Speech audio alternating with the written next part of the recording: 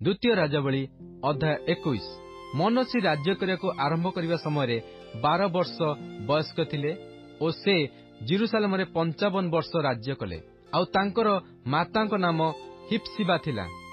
पुणी सदाप्रभु जो अन्य देशीय मानकु इस्राएल संतानगण सम्मुखରୁ दूर कर देइथिले सेमानकर घृणायोग्य क्रियानुसारे से सदाप्रभु दृष्टि रे कुकर्म कले।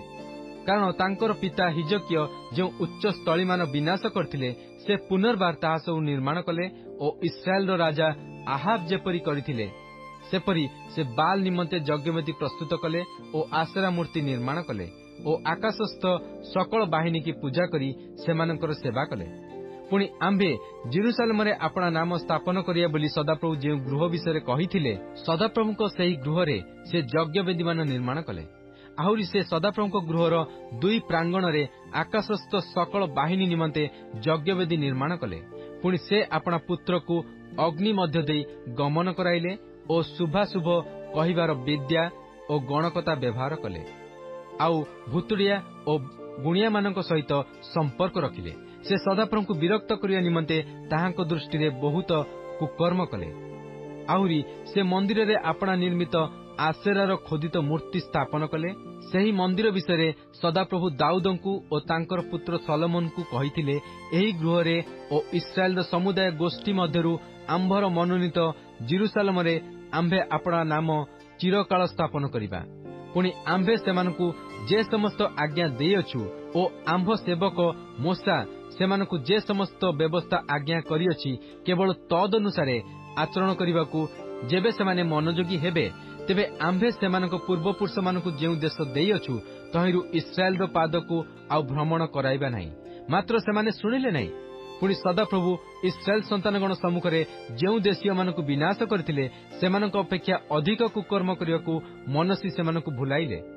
एथिरे सदाप्रभु अपना सेवक भविष्यद्वक्तागण द्वारा एही कथा कहिले जिहुदार राजा मनसी एही सकल घृणायोग्य कर्म करियछि और ताहार पूर्वे जेउ इमोरिया माने थिले सेमानक अपेक्षा अधिक दुष्कर्म करियछि और जिहुदा को मध्य अपना प्रतिमागण द्वारा पाप कराइछि।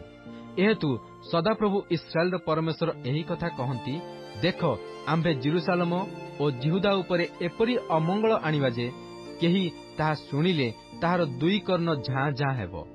पुणी आंभे जेरुसालेम उपरे समरियार रजु और आहाब वंशर ओलम टाणिबा और मनुष्य जेपरी थाली पोछे आउ पोछु पोछु ताहा ओलट पालट करे सेपरी आंभे जेरुसालेम को पोछि पकाइबा। आउ आंभे अपना अधिकारर अवशिष्टांश को दूर करिबा और सेमानकु सेमानक शत्रुगण हस्तरे समर्पण करिबा। तहिरे सेमाने अपना शत्रु समस्तंकर मृगया और लुट स्वरूप हेबे।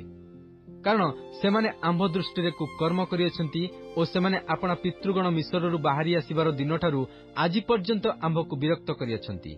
आहुरी मनसी सदाप्रभुको दृष्टि रे कुकर्म करी आपणार सेही पाप द्वारा जिहुदा को पाप कराइबा छड़ा से बहुत निर्दोष रक्तपात करी जेरुसालेम को एक सीमारू अन्य सीमा पर्यंत रक्तरे परिपूर्ण कले। एही मनसींकर अवशिष्ट वृत्तांत और तांकर समस्त क्रिया और तांकर पाप कौन जिहुदा राजा मानक इतिहास पुस्तक रे लेखा नहीं। अनंतर मनसी अपना पितृलोकंक सहित शयन करी अपना गृहर उद्यान रे अर्थात उस्र उद्यान रे कबर प्राप्त हेले। तहु तांकर पुत्र आमोन तांकर पदरे राज्य कले। आमोन राज्य करने आरंभ करने समय 22 वर्ष वयस्क थिले और से जेरुसालेम रे 2 वर्ष राज्य कले। तांकर मातार नाम मसुलेमत से जटबा निवासी हारुस्कर कन्या थिले। पुणी आमोन अपना पिता मनसींक तुल्य सदाप्रभुको दृष्टि रे कुकर्म कले। तांकर पिता जेउ पथरे चालिथिले से सेही पथरे चालिले और तांकर पिता जेउ देवता मानकर सेवा करिथिले से सेमानकर सेवा कले और सेमानकु पूजा कले। आहुरी से सदाप्रभु तांकर पितृगणर परमेश्वर को त्याग कले और सदाप्रभुको पथरे चालिले नाही। आमनकर दास माने तांकर विरुद्ध रे चक्रांत कले और राजा को तांकर निज गृह रे बध कले। मात्र जेउ माने आमन राजा विरुद्ध रे चक्रांत करथिले से समस्त को देशर लोक माने बध कले।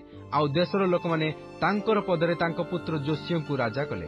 एही आमनकर कृत अवशिष्ट क्रियार वृत्तांत कौन जिहुदा राजा मानक इतिहास पुस्तक रे लेखा नाही। पुणी से उस्सर उद्यान स्थित अपना कबर रे कबर पाइले। ଆଉ ତାଙ୍କର ପଦରେ ତାଙ୍କର ପୁତ୍ର ଯୋଶୀୟ ରାଜ୍ୟ କଲେ।